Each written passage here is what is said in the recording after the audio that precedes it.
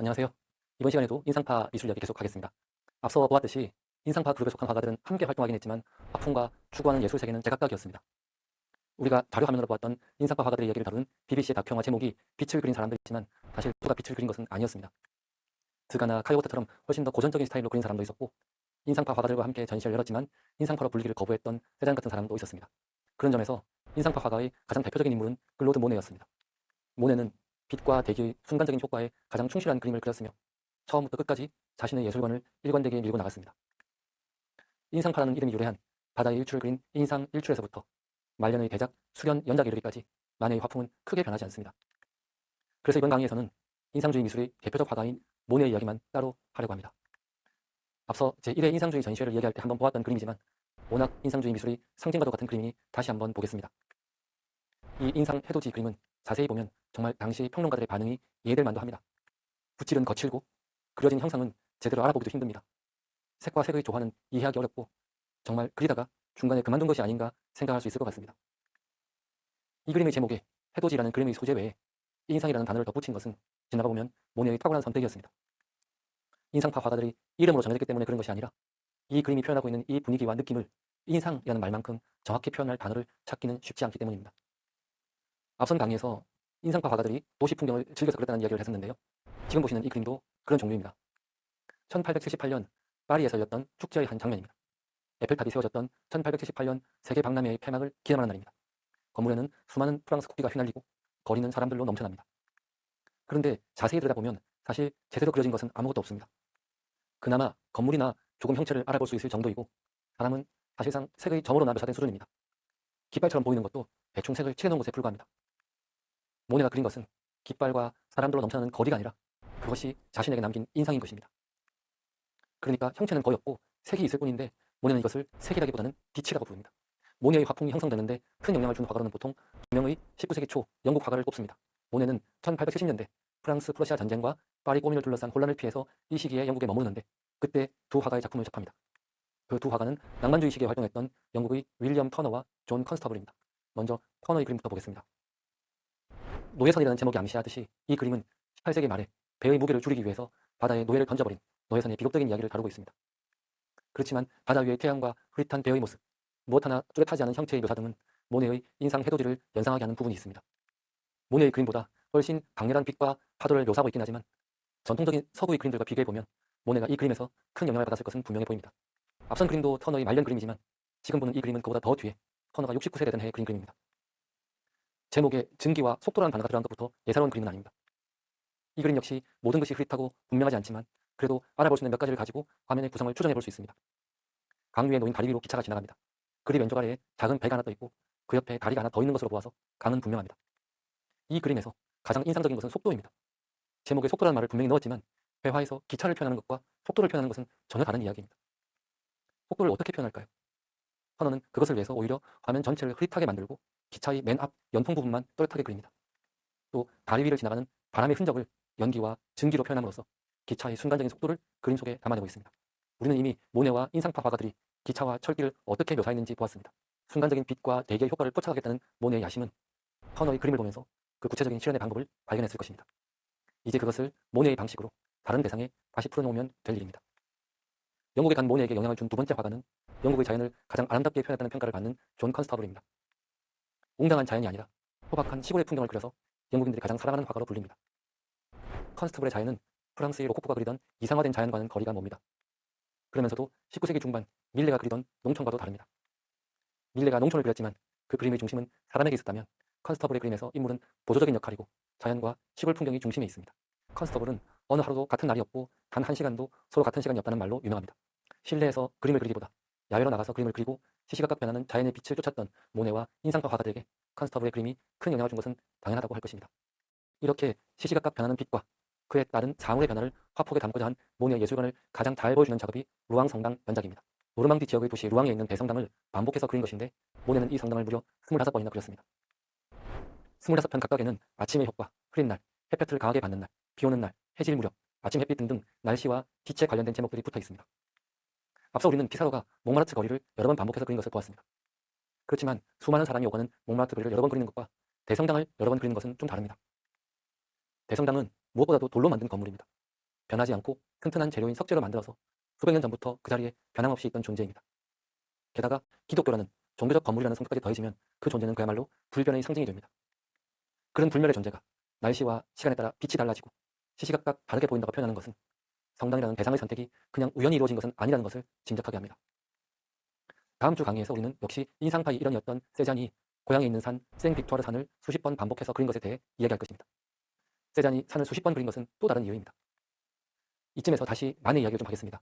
사실 마네와 모네는 이름도 비슷하고 같은 시기에 활동했고 같이 인상파 화가들과 어울렸으니 헷갈리는 사람도 많이 있었습니다. 이들이 활동하는 시기에도 모네가 그린 그림을 마네가 그린 것으로 착각하는 경우도 많았습니다. 마네는 이미 올림피아로 악명을 얻은 상태였고 모네는 당시에는 무명이었는데 그런 착각이 누구에게도 좋은 것이었는지는 모르겠습니다. 그러다 결국 마네의 화실 근처에 있던 카페 게르보라는 곳에서 마네와 모네가 처음으로 만납니다. 이 자리에 모네의 동료였던 르누아르, 시슬리, 바지오가 같이 나갔고 마네가 드가를 데려왔으며 마네의 그림을 옹호했던 에밀 졸라가 고향 친구 세잔을 데리고 왔다고 합니다. 요즘 유행하는 말로 하자면 지금은 불가능한 초호화 캐스팅이라고 할 만한 자리였습니다. 인상파 그룹의 화가들은 여러 논란을 통해서 마네의 명성을 익히 알고 있는 편이었습니다. 여기서 다시 BBC의 영상을 잠시 보고 오겠습니다. 비난을 불러일으켰던 최초의 그림, 풀바지오의 점심 식사라는 그림에 대해서 살롱전 심사위원들과 인상파 화가들의 평가가 극명하게 갈리는 것을 보여주는 장면입니다. Manet used to say his battlefield was a salon, a state-run art exhibition. Unfortunately for him, the salon wanted artists who would help build the French Empire. Myths, angels and glory, history paintings with a fine finish, art hand-in-hand with politics, doing its bit for Emperor Louis Napoleon. Sadly, the salon's yearly exhibition was our only real hope of getting work seen, and sold. It was presided over by the Marquis de Chenevière. His dead hand passed over all the canvases of all the artists who submitted. Gentlemen, a Venus by Kepler. Louis Napoleon is considering purchasing this for his collection. Look how it swells. Real Ambrosian purple. Beautifully finished. Very subtle shade on the nipples. By one of our medalled artists, so, no vote to be taken. Good God. Who produced this monstrosity? Why has he done this? This painter is a degenerate. It looks like he's painted it with a scrubbing brush. There's no anatomical structure. The world looks to France as a pinnacle of civilization. This painting makes us savages. One would think our great history of art never happened. Refused.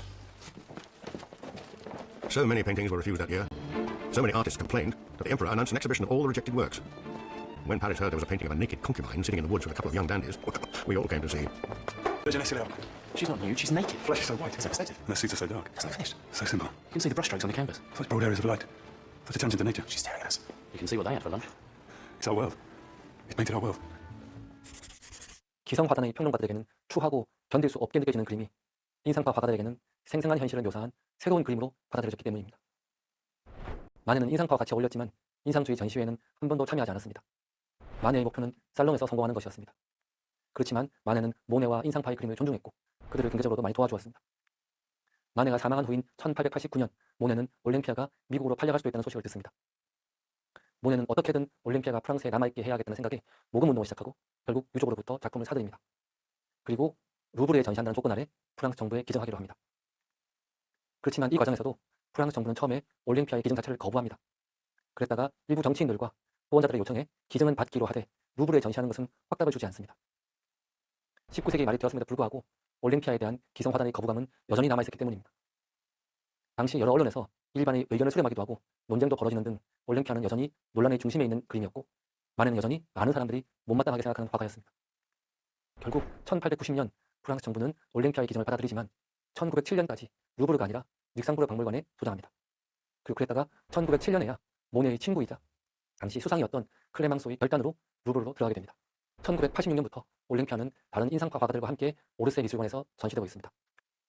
모네와 마네의 우정, 그리고 모네의 끈질긴 노력이 아니었다면 미술 사상 최악의 스캔들의 주인공이었고 현대 미술의 시작으로 간주되는 그림이 프랑스가 아니라 미국에 있었을지도 모를 일입니다.